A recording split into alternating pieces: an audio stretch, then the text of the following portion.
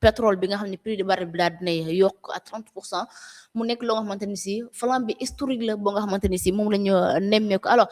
yokkuteg pétrole gi lan la mën a jural justement ci ñi nga xamante ni si moom moo nekk suñu dëkk yi donte ne le Sénégal actuellement nekk dëkk boo xamante ni si day produire pétrole, ñu bëri jàppoon ne xëy na crise bi am Moyen-Orient amul benn impact bu muy amal Sénégal, mais il paraît que d'après les informations qu'on a justement bu ñu sàggadu mën na am ay répercussions fii ci réewum Sénégal. soxna ji man daal dama lay waxal dans des termes très simples. waa PASTEF. muy Bassirou Diomaye Diakhar Faye ak Ousmane Sonko ñu ngi jël réew mi. mot na ñaari at léegi. Sénégal am na pétrole am na gaz. gis nga fekkee ne gaz moo xuri ñeneen. gaz waratuñu woon xuri ñun par rapport ak suñu approvisionnement au niveau national. fekkee pétrole dafa xuri ñeneen ñi. pétrole waratuñu woon xuri par rapport ak suñu approvisionnement national. maintenant nag man gis naa ni ñii dañuy goo xam ne parce que dañaa manipuler nit ñi manipuler wax a wax ba ñu jël réew mi ñu jox leen. ñoom xamuñu mënuñu. c'est normal parce que jànguñu. c'est normal parce que amuñu expérience. c'est normal parce que tukki wuñu. xam nga Sénégal moom toog si suufu garab yi toog si grand place yi di wax a wax bañ foog ne yow yaa mën fekk mënuloo bi ñu la dugalee mënuloo. maintenant li nga wax c'est normal que problème mu carburant problème mu pétrole problème mu gaz am actuellement. man développeur de territoire la liñ ma jàngal dañ ma jàngal ne ma ressource bi heure bu raaree rek valeur bi yokk. te xeex bi fi mu am presque mooy actuellement ni mun naa wax au niveau du détroit d'Ormuz. xam nga dañu am 5 détroits les 5 détroits yooyu noonu nag suñu amee problème rek. souvent circulation wu hydrocarbures yi day poser problème. détroit d'Ormuz moom en réalité foofu y a quasiment 21%. de la production mondiale d'hydrocarbures bu fay jaar ce qui fait que ne nag dina am impact yu bari du si impact wu carburant bi rek kii bi ressource hydrocarbures yi rek même si transfert xaalis yeeg yeneen ak yeneen yu bëri dina ci am. c'est normal mais Sénégal yàlla may na ko pétrole ba commencé nañ ko génne. may na ko gaz ba commencé nañ ko génne man gëmuma ne war nañ yokk lépp luy jóge ci pétrole ou ci gaz au niveau du Sénégal. Maintenant nag en Afrique c'est normal. En Afrique parce que il y avait déjà des liens, il y avait des contrôles, il y avait comment dirais-je encore muy corridor yi muy espace yu mag yi am na ñu ko contrôler woon commerce boobu am na ñu ko contrôler woon mais ñun à notre niveau 2 ans après lii bi ñu commencé génne pétrole ak gaz léegi waratuñu woon waxu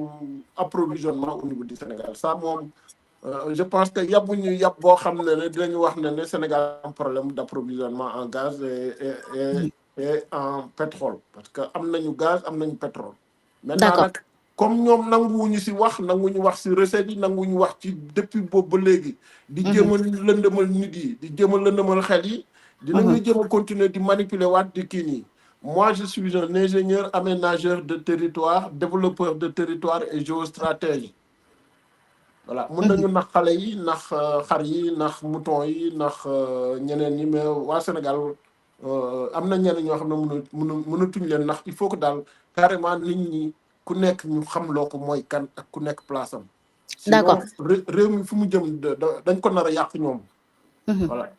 Alors mais ñoom nee na yéen ñi fi nekkoon yéen a jël pétrole bi wanteer ko ba Sénégal dañ ci am. ban pétrole la ñuy jël wanteer. 66 kii wax xam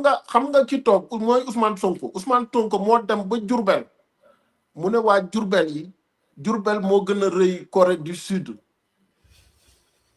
alors que Corée du Sud du xaw ma nan laa la ko mën a waxte loolu ku xam dara du ko wax waa jooju moo taxaw ne jaay nañ pétrole bi jaayuñu benn pétrole Sénégal n'avait pas les moyens mu dem gas à des profondeurs yu xóot génn fa pétrole bi y a des multinationales qui sont venues ñoom ñoo dem ñu ñu indi seen xaalis indi seen lépp mais ñun liñ ci am contrat bi ñu am musul am en Afrique nañu génne contrat bi on a les meilleurs contrats ñun parce que ñun duñ ay cuune ñun duñ ay cuune man duma ànd ak cuune duma liggéey ak cuune fi ma jógee cuune du fa jóge ok ñun on était en train de faire le Sénégal de construire le Sénégal ñun ñoo découvrir pétrole bi ak gaz bi Abdou Diouf Senghor def ko Ablaye Wade def ko Abdou Diouf def ko ñaar ñi suñ fi nekkoon ak seen comportement yi fii ba 100 ans Sénégal du woon am pétrole infrastructure yi ngay gis foofu yëpp ñun ñii ñoo ko tabax plan yi fa baax yëpp yi ngay gis yëpp projet yëpp ñun ñii ñoo ko tabax luñ fu ñu dox luñ fa laal ñun ñoo ko defar ci lu baax maintenant ñun dañ doon defar di construire ñoom ñuy yàq gis nga le projet d'emploi que j'avais pour le Sénégal li leen di dugal safara ñoom ñëpp mooy loolu parce que loolu ba ilaa yow mi diini duma leen ko baal d'accord waxoon nañ si la dernière fois mais ñoom xamuñu xam nga ku taxaw naan da nga wanteer pétrole Petrosen am na part si pétrole bi état bi am na ci taxe si pétrole bi état bi wëlbatiku na amaat na si 10%. Cela veut dire quoi? Cela veut dire que presque liñ si am liñ si am soo seetee contrat wu yeneen réew yi ba ay Nigéria amuñu ko maintenant ñoom ñooy cuune ñoo xamul dara rek. lan moo tax xam nga yow ba tey nii Ousmane Sonko taxawul andi ay chiffres wax la ne la lii la ak lii la lu tax defu ko pourquoi ñëwuñu taxaw ne lii lañ fi fekk nii lañ ko defee il l'a jamais fait il n'a pas les moyens intellectuels même de le faire.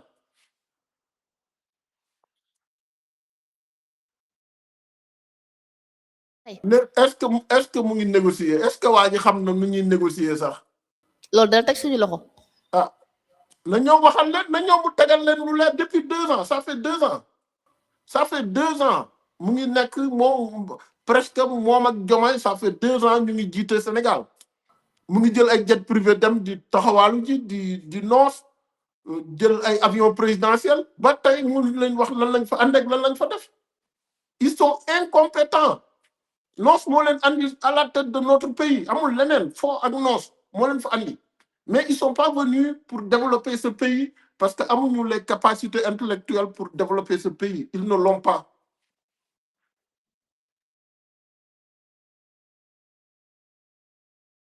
vu que dañoo nekk dëkk boobu te dañuy exporter le pétrole. man daal lu may waaw non c'est fekkoon na ñoom am nañ lu leer ñu ngi koy wone ça va être une bonne nouvelle économiquement mais pas une bonne nouvelle de façon générale pour toute l'Afrique si je parle des grands ensembles su may xalaat CEDEAO Afrique et tout ça dëkk yi amul pétrole yëpp du bonne nouvelle si ñoom mais dëkk yi am pétrole yëpp bonne nouvelle la ci ñoom yi nga xam ne ils sont pas impactés par la guerre et tout ça maintenant nag mun nga yokk mun nga am gain ba pare mu jouer si sa yeneen entreprise rek c'est mu jouer socialement de façon négative ou positive si yeneen affaire aussi tamit ça aussi tamit il faut faire des calculs pour que ñu mun ko génne maintenant ñoom bu ñu ma wax ne parce que fële yokku na dafa war a yokk Sénégal non Sénégal moom warul yokk dafa war a wàññeeku sax voilà.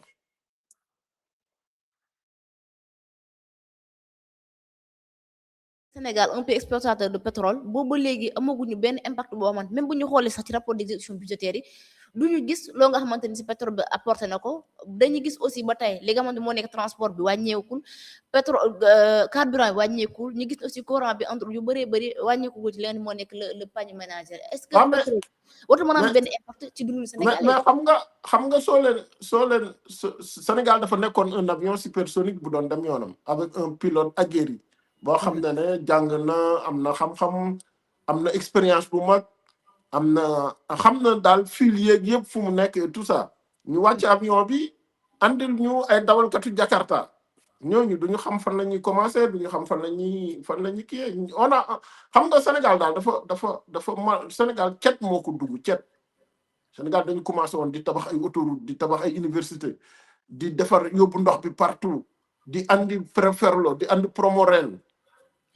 di def de telle sorte que ñuy équilibrer aménager territoire bi équilibrer ko organiser nit yi jox ay bourses de sécurité familiale xam na ne dañu nekkoon sur une pente ascendante boo xam ne dañ doon développer Sénégalais yi ñëw yeewu ñenn ñi yeewu ne non bëgguñu développement ñun lu ñu bëgg mooy jël ñi nga xam ne ñoo gën a cuune ñi nga xam ne ñoom seen njàng soriwul amuñu expérience amuñu xam-xam xamuñu lu bëri si àdduna bi ñu jox leen réew moo tax réew mi dafa taxaw ku mënul Sénégal ak Maroc am ay rapport depuis plusieurs années am ay rapport yu mag a mag si at yu baree bari nekk ay xarit nekk ay frère ñaari dëkk yooyu noonu ñu dem final Coupe d'Afrique benn match de 120 minutes ñu am ci ay problème ñu jël 18 supporters tëj ko foofu noonu gouvernement bi mënu leen génne cela veut dire que mooy loolu ñii c'est des on a décidé de sacrifier l'élite sénégalaise pour une bande de ñoo xam ne voilà soo bokkoon ak ñoom classe soo moytu ñoo jël ndaare parce que xamuñu dara la ñu xam dara d'accord alors mais ginnaaw loolu autre point bi ñuy waxtaanee ci actualité bi Djigo bokk na ci justement la candidature du président Macky Sall à l'ONU parce que keroog wax nañ ko fi bi ñu doon wax naan day dem wala dem dañ koy déporter duñu ko déporter moo naan la est-ce que Afrique day prendre son destin en main pour forcer li nga xamante ni si moo nekk la candidature de Macky wala day xaar le Sénégal mais l'Union africaine ci taxawaay